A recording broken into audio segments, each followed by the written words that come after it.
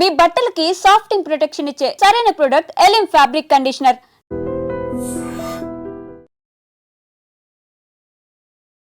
అందరికీ నమస్కారం.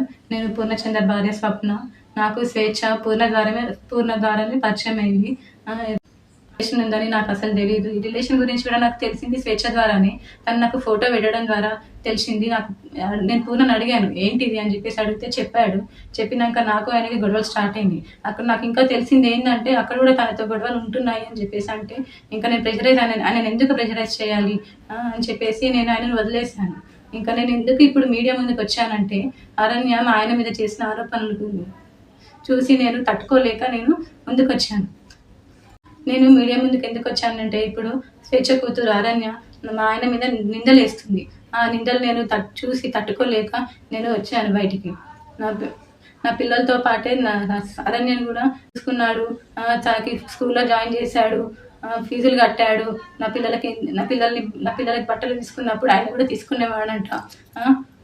నేను నీ కన్న తండ్రి కూడా వదిలేసి వెళ్ళిపోతే కూడా పూర్ణ ఆ స్థానం తీసుకున్నాడు. కన్న తండ్రి కన్నా ఎక్కువనే చూసుకున్నాడు. నా కూతురుని ఎలా అయితే చూసుకున్నాడో నిన్ను కూడా అలానే చూసుకున్నాడు అరణ్య. కానీ నువ్వు ఇలాంటి నిందలు వేయడం కరెక్ట్ కాదు.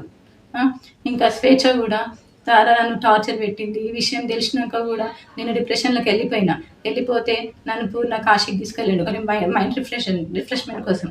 తీసుకెళ్తే అక్కడ కూడా ఫోన్ చేసి సతాయించింది. ఎందుకు తీసుకెళ్తున్నావు, ఆమె ఎవరు అని చెప్పేసి నువ్వు తీసుకెళ్తున్నావని సతాయించింది.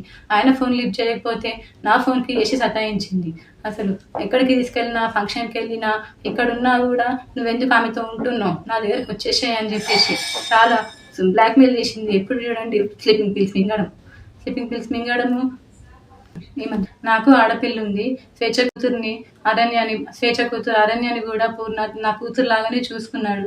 నాకు తెలియకుండా పిల్లలని ఆమె దగ్గరికి తీసుకొని వెళ్ళి ఆడిపిస్తుంటే వచ్చేవాడు. తర్వాత నాకు నా పిల్లలు చెప్పారనమాట, అమ్మ ఒక అక్క దగ్గరికి వెళ్ళి ఆడుకుంటున్నాను, ఒక ఆంటీ ఉన్నది, ఒక ఆంటీ నన్ను అమ్మ అని పిలవమని చెప్పింది అని చెప్పేసి నా కూతురు చెప్పింది. నా కూతురు చెప్తే నాకు తెలిసింది. ఇంకా అప్పుడు నాకు తెలియదు తన వెనకాల ఎవరుండి చెప్పిస్తున్నారో కూడా నాకు తెలీదు. కానీ ఇవన్నీ చేయొద్దు అరణ్య నువ్వు. మా ఆయన మీద నాకు నమ్మకం ఉంది. ఆయన అంత చెడ్డ మనిషి కానే కాదు. ఇంత చేరదీసిండు అరణ్య, నిన్ను మీ మమ్మీని ఇంత చేరదీసినా కూడా నా బతుకుని మీ మమ్మీ ఏం చేసిందమ్మా, తీసుకొని మమ్మల్ని రోడ్డు పాలు చేసేసింది. ఇప్పుడు నా జీవితము ఏంటి, నా పిల్లల భవిష్యత్తు ఏంటి అరణ్య. నాకు కోర్టు మీద నమ్మకం ఉంది. మా ఆయన నిర్దోషి. నేను ఆయన ఎలాగైనా కాపాడుకుంటాను. నిజంగా ప్రస్తుతం ఉన్నటువంటి సమాజం దేనికి ప్రయారిటీ ఇస్తుంది? ఆర్థిక సంబంధాల చుట్టూ మాత్రమే తిరుగుతుంది. మళ్ళీ ఎన్నికలంగానే చాలా విరక్తి కలుగుతాం.